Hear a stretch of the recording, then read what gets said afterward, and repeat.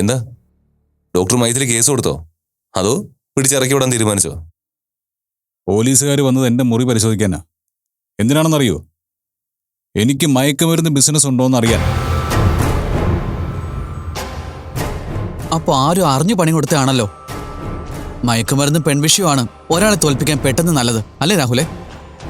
അല്ല, ഭാഗ്യം മുറിയിൽ നിന്ന് കണ്ടെടുത്തൊന്നും പറഞ്ഞ് മയക്കുമരുന്നൊന്നും ഹാജരാക്കില്ലല്ലോ. ഞാനൊന്ന് ചോദിക്കട്ടെ, സത്യത്തിൽ ആരാ ഇതിന്റെ പിന്നില്? ഇങ്ങനെയൊക്കെ ഒരു ഇഷ്യൂ ഉണ്ടാവണമെങ്കിൽ അതിന്റെ പിന്നിലൊരു പോലീസ് ബുദ്ധി വേണമല്ലോ. അങ്ങനെ ആലോചിച്ചാൽ അതിനൊരൊറ്റ ഉത്തരേ ഉള്ളൂ. ആനന്ദിന്റെ കൂടെ നടക്കുന്ന സേവ്യർ.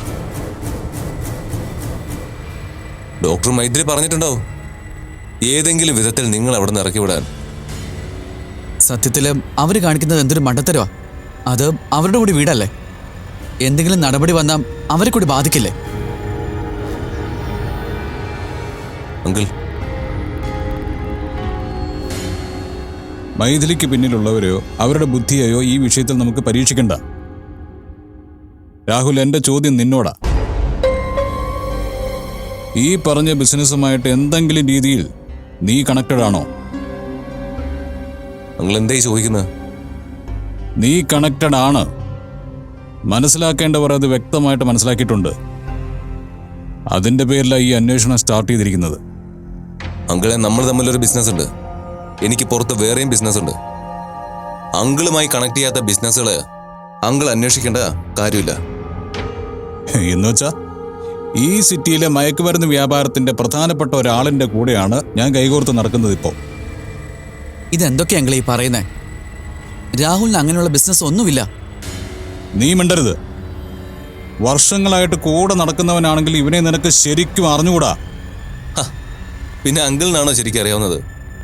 അല്ല, ഇതിലിപ്പോൾ ശരിക്കും എന്താ പ്രശ്നം? നിങ്ങളെ അന്വേഷിച്ച് നിങ്ങളുടെ മുറിയിൽ പോലീസ് വന്നിട്ടുണ്ടെങ്കിൽ അത് എൻ്റെ കുഴപ്പമാണെന്ന് വിചാരിക്കണ്ട. ഇതൊരു മാനസിക പ്രശ്നമാണ്. എനിക്കും തിരിച്ച് പറയാലോ, മയക്കുമരുന്ന് വ്യാപാരത്തിന്റെ പേരിൽ പോലീസ് അന്വേഷിച്ച ആളുടെ കൂടെ ഇനി ഒന്നിനും വരുന്നില്ലാന്ന്. അപ്പൊ അങ്കിള് കളങ്കപ്പെട്ടവനും ഞാൻ നിഷ്കളങ്കനും ആവില്ലേ? രാഹുൽ, തർക്കിച്ച് തോൽപ്പിക്കേണ്ട കാര്യമില്ല. ഞാൻ തർക്കിക്കും. നിങ്ങൾക്കെതിരായി നിൽക്കുന്നവർ പോലും എന്നെ ടാർഗറ്റ് ചെയ്യുന്നുണ്ടല്ലോ. നിങ്ങളുടെ പിൻബലം ഞാനാണെന്ന് മനസ്സിലാക്കിയതുകൊണ്ടല്ലേ.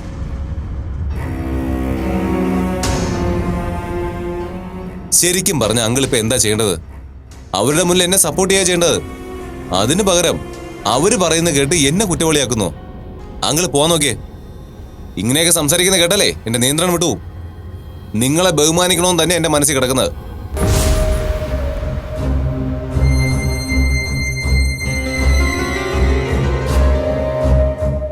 അങ്കിളെ, അവന് നല്ല വിഷമമായിട്ടുണ്ട്. അവന്റെ സ്വഭാവം അങ്കിളിന് മനസ്സിലായിട്ടില്ലേ? അവൻ ഇങ്ങോട്ടൊരു കാര്യം ചെയ്യുമ്പോൾ അതിന്റെ നന്ദി അവന് തിരിച്ചു കിട്ടിയിരിക്കണം. അല്ലെങ്കിൽ അവൻ വയലന്റ് ആവും.